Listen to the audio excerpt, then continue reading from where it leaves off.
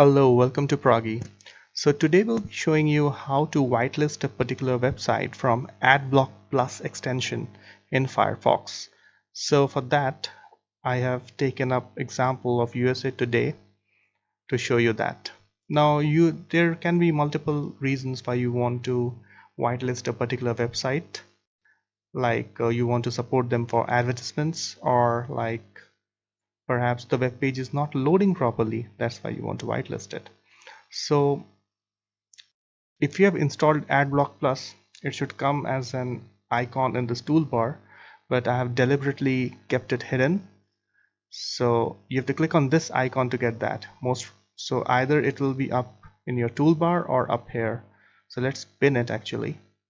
So for the most of the users, this should be the way in which it is shown. Just to confirm that you also have this particular icon in red with ABP written on it. That's Adblock Plus. You have to just click it and then which toggle to click, the first one or the second one. Let's first go to a page inside the web page.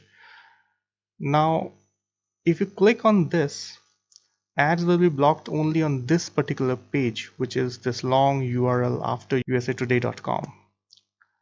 But we don't want to do it. We want to have a blanket whitelisting on the entire usatoday.com website. So for that you have to toggle the first one, this, so block ads on this website, so it's also showing you the address.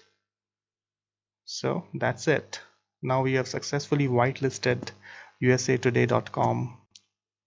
Now let's see whether this works or not. Let's refresh now. Yes, now ads are coming, so I think so it's working. Thank you very much for watching Proggy. Hope to see you in a new video soon. Bye.